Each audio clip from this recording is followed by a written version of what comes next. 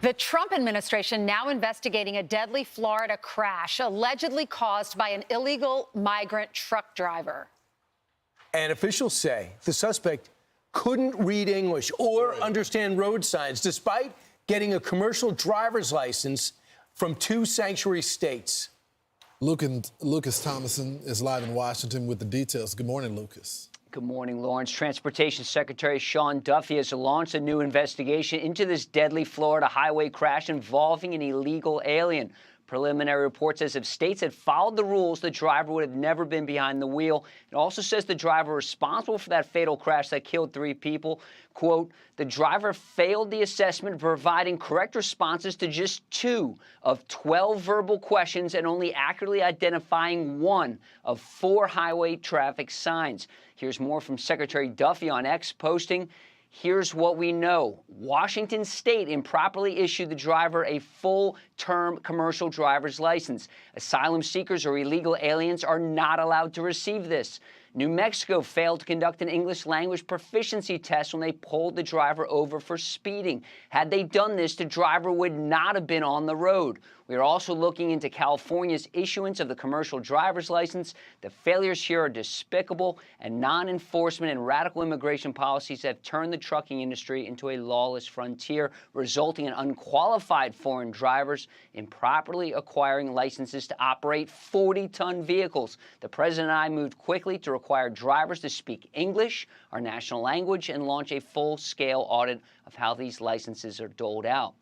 Now, here's more about the driver. Harjinder Singh is accused of killing 3 people in a minivan in Florida after you showed the video after attempting an illegal U-turn through a highway last week in Fort Pierce, marked official use only, with his massive tractor trailer blocking the highway of a 4-lane highway. And the 28-year-old illegal alien faces deportation and 3 counts of homicide. The trucking company is also under review. And, guys, that accident happened just an hour north of Palm Beach in Mar-a-Lago. Guys?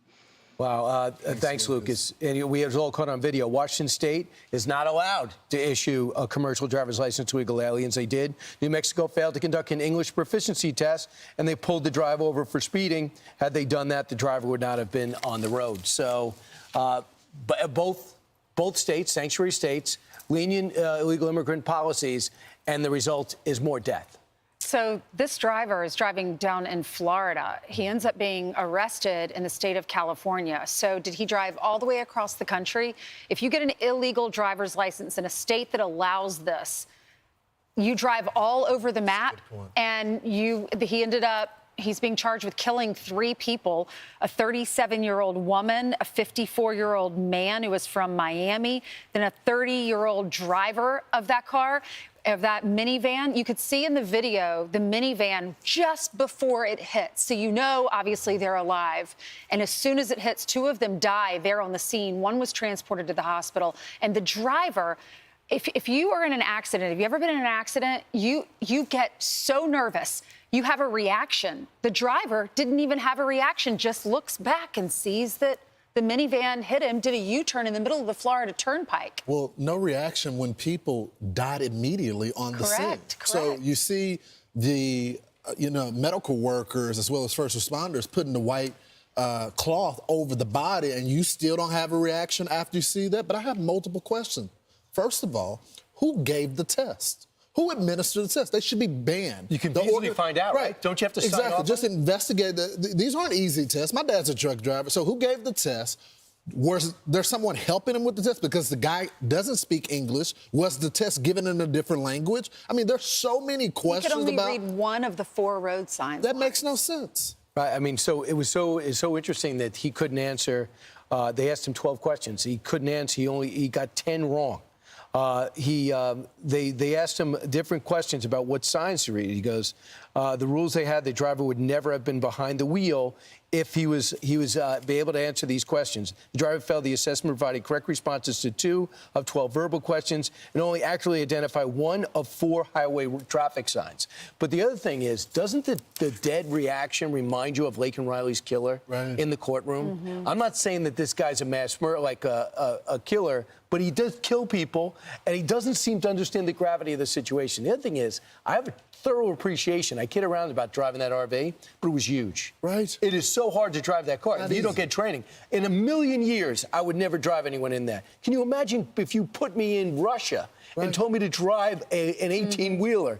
It's an accident waiting to happen. Well, the company is based out of California, and according to the Miami Herald, the company took down its Facebook page on Monday. Google is now listing it as permanently closed. And then Sean Duffy said on Tuesday or yesterday, he said in social media that there would be a federal investigation of this company, and said he's looking into how this driver got a commercial driver's license in California. Since they have to cross state lines, the administration has to put a restriction when it comes to the CDL. If you're a CDL holder, I'm not trying to get into states' rights and all that. It's up to you to put pressure on your own state. But since most 18-wheeler drivers go across state lines, the feds should be able to have federal regulation. I agree with you. I'm Steve Ducey. I'm Brian Kilmeade. And I'm Ainsley Earhart. And click here to subscribe to the Fox News YouTube page to catch our hottest interviews and most compelling analysis.